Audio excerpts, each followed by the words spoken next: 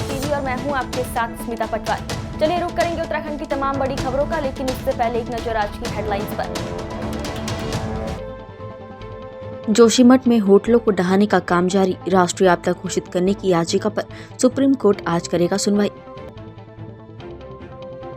पटवारी परीक्षा paper leak की STF जांच पर अड़ा विपक्ष, एसआईटी का किया विरोध। 2 दिन बाद पहाड़ों में बर्फबारी, 24 घंटे में शीतलहर के साथ घने कोहरे का येलो अलर्ट जारी। हल्द्वानी में बढ़ने लगा भूस्खलन क्षेत्र, अपर विकास नगर में आई दरारें। जोशीमठ में भूतसाव की घटनाओं को लेकर पूरा देश चिंतित है। जमीन में दरारें और लोगों के दर्द से इन दिनों जोशीमठ बदहाल है। राज्य सरकार के साथ ही केंद्र सरकार इस पर पूरी नजर बनाए हुए है। जोशीमठ में दरारें तेजी से बढ़ रही हैं। इसी क्रम में जोशीमठ के क्षतिग्रस्त भवनों में CBRI द्वारा क्रेकोमीटर लगाए जा रहे हैं। आपको बता दें कि जोशीमठ नगर क्षेत्र में भूतसाव के कारण अभी तक 826 भवनों को चिन्हित किया गया है, जिनमें दरारें आई हैं। सुरक्षा के दृष्टिगत 233 परिवारों के 798 सदस्यों को अस्थायी राहत शिविरों में विस्थापित किया है। हल्द्वानी में 4 वर्षों से हो रहे भूस्खलन का दायरा बढ़ने लगा है। बीते वर्ष भूस्खलन से लोअर विकास नगर के आवासीय भवन प्रभावित हो रहे थे। वहीं अब यहां अपर विकास नगर में भी आवासीय भवनों में दरारें आने लगी है, जिससे स्थानीय लोगों की चिंता बढ़ने लगी है। वहीं जिला प्रबंधन अधिकारी का कहना है कि हल्द्वानी भूस्खलन क्षेत्र के सुधारीकरण की प्रक्रिया शुरू कर दी गई है। यदि क्षेत्र में नए भवनों पर दरारें आ रही हैं, तो क्षेत्र का सर्वेक्षण कार्य करवा कर सुरक्षा कार्य किया जाएंगे। वहीं मंत्री धन सिंह रावत ने जनता को आश्वासन देते हुए कहा कि गोपेश्वर की तर्ज पर हल्द्वानी में जो दरारें आ रही हैं, उसी की तर्ज पर प्राथमिक सहायता दी जाएगी। जिला पंचायत सदस्य उषा रावत ने बताया कि मंत्री धन सिंह रावत द्वारा उन्हें आश्वासन दिया गया है कि जोशीमठ के तर्ज पर ही उन्हें मुआवजा दिया जाएगा। चमोली ज्योतिमठ के जगत गुरु शंकराचार्य स्वामी अभिमुक्तेश्वरानंद सरस्वती महाराज ने जोशीमठ के प्रभावितों के पक्ष में बड़ा बयान दिया है। उन्होंने मीडिया से खास बातचीत में कहा कि जोशीमठ आपदा प्रभावितों की मदद के लिए देश के संपन्न लोग और औद्योगिक घराने के लोग आगे आए और जोशीमठ के एक मकान को गोद लें और उन्हें रजिस्ट्री अपने नाम करवाएं और आपदा परिवारों की मदद करें। जैसे कई लोगों ने चंद्रमा पर जमीन खरीदी है, वैसे ही जोशीमठ में लोग जमीन मकान खरीदे। हम ये चाहते हैं कि देश के ऐसे लोग जिनके पास कुछ संपत्ति है, या तो सरकार जल्दी से जल्दी वन टाइम सेटलमेंट का फार्मूला निकाल के ले आए और लोगों को देने लगे, ताकि यहाँ से लोग खाली करने लगे। क्योंकि खाली नहीं करेंगे और अचानक समस्या हो जाएगी तो उसका भी दोष सरकार के मत्थे आएगा। इसलिए वन टाइम सेटलमेंट करके इनको यहाँ से रवाना करें जिनको जाना है। पहला काम ये, अगर सरकार नहीं करती है तो हम ये चाहते हैं कि समाज के लोग सामने आए और वो एक घर का मुआवजा दे दें और घर अपने नाम करवा दें। उनके नाम रहेगा। लोग चंद्रमा पे अपने बेटे बेटियों के नाम से ज़मीन खरीद रहे हैं। कभी जा पाएंगे चंद्रमा, कभी उनका बेटा बेटी रहेगा, लेकिन खरीद ले रहे हैं और अपने घर में कागज रख रहे हैं कि हमने चंद्रमा पे इतनी ज़मीन अपने पास रखी है, हम उसके मालिक हैं। तो भैया जोशीमठ में ज़मीन रख लो, पहाड़ खिसक जाएगा, तुम्हारी ज़मीन खिसक जाएगी, बाद में फिर तो नपाई होगी, तो जितनी नपाई होगी फिर से तुमको ज़मीन तो मिल जाएगी। एक बार इनकी मदद भी हो जाएगी और आपको यहाँ पवित्र स्थान में जगह भी मिल जाएगी। तो अगर देश के कुछ बड़े घराने सामने आए और एक मकान उसकी ज़मीन का जो यहाँ का सर्टिफिकेट है और जो उसके ऊपर निर्माण है उसका आकलन करके कदमसार का पेमेंट करते हुए अगर एक मकान की रजिस्ट्री लोग करा लें तो हम समझते हैं कि जोशीमठ के लोगों की बहुत बड़ी मदद हो जाएगी। जोशीमठ त्रासदी पर आज उच्चतम न्यायालय में सुनवाई हुई। उच्चतम न्यायालय ने याचिकाकर्ता को हाई कोर्ट में ही अपील करने के लिए कहा है। ऐसे में बड़ा सवाल ये उठता है कि याचिकाकर्ता स्वामी अभिमुक्तेश्वरानंद सरस्वती जी को उच्चतम न्यायालय या उच्च न्यायालय जाने की ज़रूरत क्यों महसूस हुई? आखिर क्यों जनता का भरोसा राज्य और केंद्र सरकारों के राहत कार्यों पर नहीं है? इसलिए क्योंकि अभी तक इसे आपदा तक घोषित नहीं किया गया है। राष्ट्रीय आपदा तो दूर की बात है, लोगों के घर उजड़ रहे हैं, उनके जीवन भर की जमा पूंजी आज खाक होने की कगार में है। लेकिन केंद्र सरकार का जो ढुलमुल रवैया है उसके मद्देनज़र जिस तरह से आज सुप्रीम कोर्ट की रूलिंग आई है और उन्होंने राहत कार्यों और पुनर्वास पर हाई कोर्ट को निर्देशित किया है नज़र बनाने के लिए, वो अपने आप में बड़ा प्रश्न चिन्ह है। मैम, जोशीमठ आपदा के मद्देनज़र स्वास्थ्य विभाग की तरफ से जो है क्या क्या वहाँ पर जो है व्यवस्थाएं की जाती हैं? हम जोशीमठ में भी जो है पूरी नज़र रखे हुए हैं। मेरे द्वारा समय समय पर रोज़ CMO उनसे ब्रीफ लिया जा रहा है और पिछले हफ्ते डायरेक्टर गढ़वाल मंडल ने जाकर वहाँ 2 दिन स्टे किया और सारी व्यवस्थाओं का जायज़ा लिया और मुझे रिपोर्ट कल उन्होंने बताई है। और पूर्व में वहाँ पर लोगों की मानसिकता और को देखते हुए मनोवैज्ञानिक परेशानी देखी गई, तो जिस कारण हमने रोटेशन पे 2 मनोवैज्ञानिक यहाँ से भेजे हुए हैं, अन्य स्थानों से रोस्टर लगाया। वहाँ पर लगातार हमारी टीम स्वास्थ्य परीक्षण कर रही है और एम्बुलेंस की पूरी व्यवस्था वहाँ पर रखी हुई है। उस पर हम शीघ्र ही कार्रवाई करके कहीं से व्यवस्था बनाएंगे।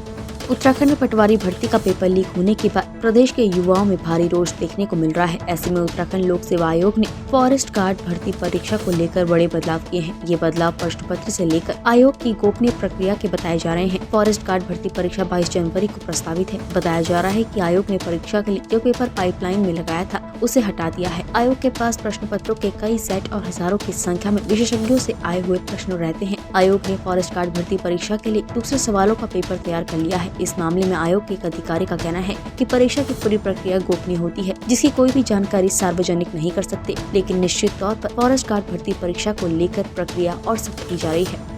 लेखपाल भर्ती परीक्षा लीक होने के बाद आनन फानन में राज्य सरकार ने एसटीएफ से पूरी जांच उठाकर एसआईटी को सौंप दी है। सवाल बड़ा ये उठता है कि आखिर एसटीएफ जिसकी तारीफ करते राज्य सरकार थक नहीं रही थी UKSSC मामले में उसकी मुस्तैदी की और जिस तरह से वो तत्परता के साथ अपना काम निभा रहे थे, और आज ऐसा क्या हो गया कि एसटीएफ से ही राज्य सरकार का भरोसा उठ गया। कहीं ऐसा तो नहीं कि पटवारी लेखपाल भर्ती परीक्षा का खुलासा बिना राज्य सरकार को कॉन्फिडेंस में लिए एसटीएफ ने कर दिया हो, उसी का खामियाजा या उसी का दंड वो भुगत रहा हो। एसआईटी की जांच में कहीं कोई शक और शुबा नहीं है, लेकिन एक बार नए सिरे से ये जांच शुरू करनी पड़ेगी, जबकि एसटीएफ अपना आधा काम कर चुका था और कई मुख्य आरोपियों को और अभियुक्तों को पकड़ चुका था। ऐसे में सवाल ये उठता है कि जिसकी बात पूर्व अध्यक्ष डीपी जोशी कर रहे हैं कि जैमर लगाया जाना चाहिए था, वहाँ मोबाइल फोन्स ले जाना प्रतिबंधित होना चाहिए था, वहाँ नेट की प्रावधान नहीं होना चाहिए था, नेट की व्यवस्था नहीं होनी चाहिए थी और सीसीटीवी कैमरा होने चाहिए थे। बड़ा सवाल ये भी उठाया है पूर्व अध्यक्ष डीपी जोशी ने कि कैसे चतुर्वेदी तक ये सारा सेट पहुंच गए, क्योंकि अनुभाग अधिकारी तक तो ये पहुंचते ही नहीं है। सेट बनने के बाद तुरंत सील कर दिए जाते हैं और उसके बाद उनको फ्रीज कर दिया जाता है, उस एरिया को फ्रीज कर दिया जाता है। ऐसे में आशंका ये बनी हुई है कि केवल चतुर्वेदी नहीं बल्कि लोक सेवा आयोग के कई और अधिकारी इसमें संलिप्त हो सकते हैं, क्योंकि अकेले एक व्यक्ति के बस का नहीं है इतने बड़ी कारगुजारी को अंजाम देना। उत्तराखंड में 2 दिन बाद पहाड़ों में बर्फबारी शुरू होनी है। मौसम विभाग के अनुसार 2 दिन बाद उत्तरकाशी, चमोली और पिथौरागढ़ में बारिश के साथ बर्फबारी की संभावना है। साथ ही पहाड़ों में बर्फबारी से मैदानी क्षेत्रों में भी जबरदस्त ठंड का सामना करना पड़ सकता है। मौसम विज्ञान केंद्र के निदेशक विक्रम सिंह ने बताया कि 2 दिन बाद फिर से पश्चिमी विक्षोभ के सक्रिय होने की संभावना है, जिसके चलते 22 जनवरी से मैदान से पहाड़ तक हल्की से मध्यम बारिश के आसार हैं। सुधारगंज पुलिस ने शहर में स्थित ग्रीनवुड पब्लिक स्कूल में सड़क सुरक्षा सप्ताह के अंतर्गत जागरूकता के संबंध में एक निबंध प्रतियोगिता आयोजित की, जिसमें निबंध प्रतियोगिता में बच्चों को सड़क सुरक्षा को लेकर विषय दिया गया और निबंध प्रतियोगिता में प्रथम, द्वितीय और तृतीय आने वाले छात्र छात्राओं को सुधारगंज पुलिस द्वारा पुरस्कार देकर सम्मानित किया गया। 33वां सड़क सुरक्षा सप्ताह चलाया जा रहा है। इस सड़क सुरक्षा सप्ताह के दौरान जो है सभी बच्चों को, सभी वाहन चालकों को अपने जो ट्रैफिक सेफ्टी नियम्स हैं और जो ट्रैफिक को फॉलो करने वाले जो रूल्स हैं, वाहन को कैसे चलाना है, 3 सवारी नहीं बैठानी है, शराब पी करके नहीं चलाना है, नाबालिग द्वारा नहीं चलाना है, क्योंकि आज समय में जो है बच्चे बिना ड्राइविंग लाइसेंस के, जिनकी एज भी नहीं है 18 साल होनी चाहिए, उससे नीचे बच्चे जो है वाहन को चला रहे हैं, जिससे कोई बड़ी दुर्घटना होती है, उससे उसके फैमिली को बड़ी परेशानी होती है। तो इसी को बच्चों को अवेयरनेस करने के लिए एक आज ग्रीनवुड पब्लिक स्कूल सितारगंज में एक निबंध प्रतियोगिता और एक पेंटिंग प्रतियोगिता का आयोजन किया गया है, जिसमें सभी बच्चे अपने निबंध उसमें लिखेंगे और ट्रैफिक की जानकारी के गरुड़ बाजार क्षेत्र के गोलू मार्केट टैक्सी स्टैंड के क्षेत्रवासियों द्वारा उनके क्षेत्र के विनियमितीकरण की घोषणा प्रदेश के मुख्यमंत्री द्वारा किए जाने पर क्षेत्रवासियों द्वारा मुख्यमंत्री का आभार व्यक्त किया गया। आपको बता दें कि गोलू मार्केट क्षेत्र में बने मकानों का मामला विगत लंबे समय से विचाराधीन था, इसके बाद गरुड़ क्षेत्र के सिल्ली निवासी भाजपा नेता मधुसूदन जोशी द्वारा इस मामले को अपने हाथों में लिया गया।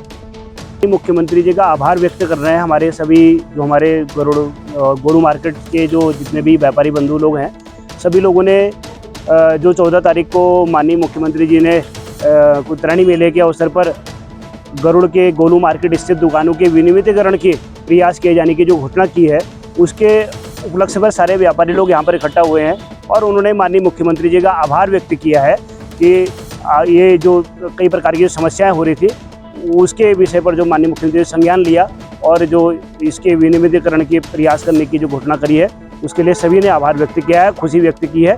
आज ये कार्यक्रम इस प्रकार से यहाँ पर हुआ है।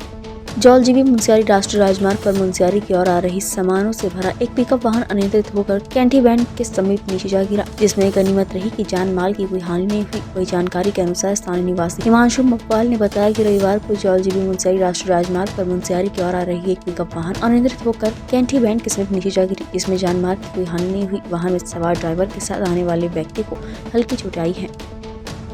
जनपद में शौचालय निर्माण के नाम पर करोड़ों रुपए का चूना लगाया जा रहा है। सुरक्षा दीवार के नाम पर आरसीसी कारें में जमकर घपलेबाजी, घटिया गुणवत्ता का निर्माण सामग्री का धड़ल्ले से प्रयोग हो रहा है। भारत सरकार द्वारा चारधाम यात्रा मार्गों पर यात्रियों की सुविधा को ध्यान में रखकर शौचालयों का निर्माण चल रहा है। चारधाम यात्रा मार्गों में 20 करोड़ की लागत से बनने वाले अलग अलग जगहों पर लगभग 50 शौचालयों के निर्माण पर काम चल रहा है। जो मेरी जानकारी में आया कि उत्तराखंड सरकार ने जो 4 धाम हमारे बद्रीनाथ, केदारनाथ, गंगोत्री और यमुनोत्री, इन जगहों पे करीबन 50 शौचालय का निर्माण होना है जो तीर्थयात्री आते हैं, श्रद्धालु आते हैं, उनकी सुविधा के लिए। और इसमें करीबन ये 20 करोड़ रुपए के करीबन 50 शौचालय इन मार्गों पे बन रहे हैं, जिनमें उत्तरकाशी में 6 बन रहे हैं। और ये जो उत्तराखंड राज्य सरकार की जो कार्यालय संस्थाएं होती हैं जो प्रतिष्ठित हैं, जैसे PWD है, सिंचाई है, RWD है, ऐसे विभागों को काम न दे करके जो सुलभ इंटरनेशनल है, जो बिहार की एक संस्था है, उसको ये काम दिया गया। उसका कोई उत्तराखंड में कोई लोता धोता नहीं है, कोई सेटअप नहीं है, उसके पास ना कोई जेई है, ना यही है, ना एक्शन है, ना ठेकेदार है। तो श्रमिकों को काम दे दिया। और बंदरकोट के जो गंगोत्री राष्ट्रीय राजमार्ग है, वहाँ पे मैंने देखा तो जो CC वर्क है उसमें मोटे मोटे पत्थर भरे जा रहे हैं, गुणवत्ता बिल्कुल घटिया है, निम्न स्तर की है। और जब मैंने जानकारी मांगी तो वहाँ पे जो श्रमिक हैं वो कह रहे हैं कि हमको सब जैसा बोला गया हम वैसे कर रहे हैं। तो इसकी जाँच होनी चाहिए, बड़ा घोटाला है और यात्रियों को सुविधा के लिए सरकार की जो मंशा है उस पर ये पलीता लगा रहे हैं।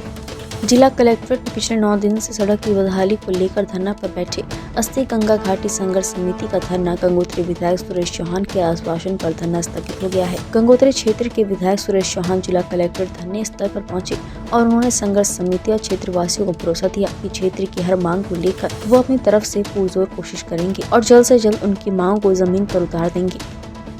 हमारी नाल्ड की सड़क प्रधानमंत्री सड़क योजना से बनी है और किशनपुर की सड़क प्रधानमंत्री सड़क योजना से बनी है। जिन सड़कों को 5 साल से ऊपर का समय हो चुका है, उन सड़कों में जो प्रधानमंत्री सड़क योजना उसका टारगेट 22 तक था और अब इन सड़कों को PWD लोक निर्माण विभाग को हस्तांतरण किया जा रहा है। उसमें एक प्रक्रिया चल रही है। जैसी अब हस्तांतरण की प्रक्रिया लगभग अब हो चुकी है, अब इसके बाद जो उन पे काम होने उसके एस्टिमेट जो है विभाग के द्वारा शासन को भेजाएंगे, तत्काल शासन से पैसा मिलेगा, तत्काल इन पे काम होगा। नहीं, इनका धरने का किस तरह का आश्वासन दिया आपने?